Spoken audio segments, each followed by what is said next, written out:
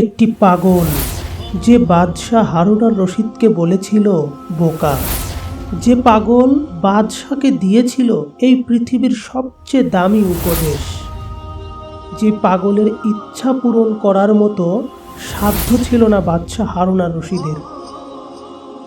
প্রিয় দর্শক, আজ বিখ্যাত মুসলিম বাদশাহ হারুন আর রশিদ এবং কবরস্থানে থাকা এক পাগলের কথা আপনাদের কাছে বলবো, যে কথাগুলো আমাদের প্রত্যেক মুসলিমদের জন্য খুবই গুরুত্বপূর্ণ। বাদশাহ হারুন আর রশিদ, তার নাম শোনেননি এরকম মানুষ হয়তো কমই আছে। বাদশাহ হারুনের শাসন আমলে বাহলুল নামে এক পাগল ছিল, যে অধিকাংশ সময়ই কবরস্থানে কাটাতো। কবরস্থানে থাকা অবস্থায় একদিন বাদশাহ হারুন আর রশিদ তার পাশ দিয়ে যাচ্ছিলেন। বাদশাহ তাকে ডাক দিলেন, বাহলুল, ওহে পাগল, তোমার কি আর জ্ঞান ফিরবে না? বাহলুল বাদশার এই কথা শুনে নাচতে নাচতে গাছের ওপরে মগডালে চড়লেন এবং সেখান থেকে ডাক দিলেন, হারুন, ওই পাগল, তোর কি কোনোদিন জ্ঞান ফিরবে না?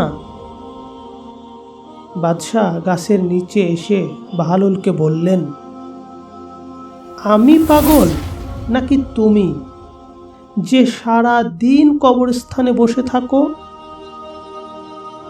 বাহলুল বলল, আমিই বুদ্ধিমান। বাদশাহ জিজ্ঞেস করল, কিভাবে?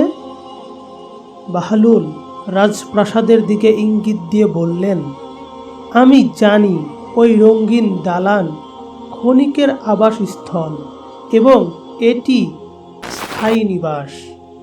এজন্য আমি মরার পূর্বেই এখানে বসবাস করছি, অথচ তুই গ্রহণ করেছিস ওই রঙিন দালানকে আর এই স্থায়ী নিবাসকে এড়িয়ে চলছিস।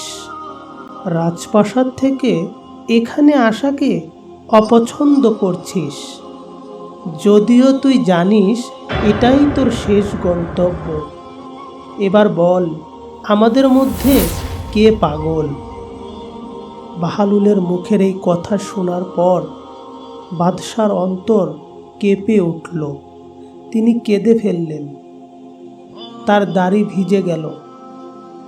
তিনি বললেন, খোদার কসম, তুমিই সত্যবাদী, আমাকে আরও কিছু উপদেশ দাও। বাহলুল বলল, তোমার উপদেশের জন্য আল্লাহর কিতাবই যথেষ্ট, তাকে যথার্থভাবে আঁকড়ে ধরো। বাদশাহ বললেন, তোমার কোনো কিছুর অভাব থাকলে আমাকে বলো, আমি তা পূরণ করব। বাহলুল বলল, হ্যাঁ, আমার 3টি অভাব আছে। এগুলো যদি তুমি পূরণ করতে পারো তবে সারা জীবন তোমার কৃতজ্ঞতা স্বীকার করব। বাদশাহ বলল, তুমি নিঃসংকোচে চাইতে পারো। বাহলুল বলল, মরণের সময় হলে আমার আয়ু বৃদ্ধি করতে হবে। বাদশাহ উত্তরে বলল, আমার পক্ষে সম্ভব নয়। বাহলুল আবার বলল, আমাকে মৃত্যুর ফেরেশতা থেকে রক্ষা করতে হবে। বাদশাহ বলল, আমার পক্ষে সম্ভব নয়। বাহলুল আবার তার কাছে চাইল, আমাকে জান্নাতে স্থান করে দিতে হবে এবং জাহান্নাম থেকে আমাকে দূরে রাখতে হবে। বাদশাহ এবারও বলল, আমার পক্ষে সম্ভব নয়। বাহলুল এবার বলল, তবে জেনে রাখো, তুমি বাদশাহ নও, বরং তুমিও অন্য কারো অধীনস্থ।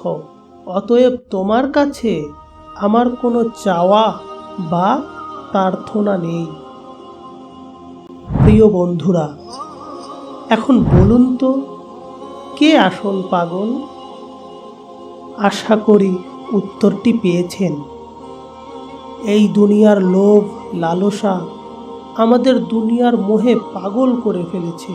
আর সত্যিই তো, এটা আমাদের চিরস্থায়ী জীবন নয়। আমাদের আসল জীবন হলো আখিরাত, যেখানে আমাদের সারা জীবন থাকতে হবে। আল্লাহ তাআলা আমাদেরকে এই দুনিয়ার রং তামাশা ছেড়ে কবরের প্রস্তুতি গ্রহণ করার তৌফিক দান করুন। আমিন।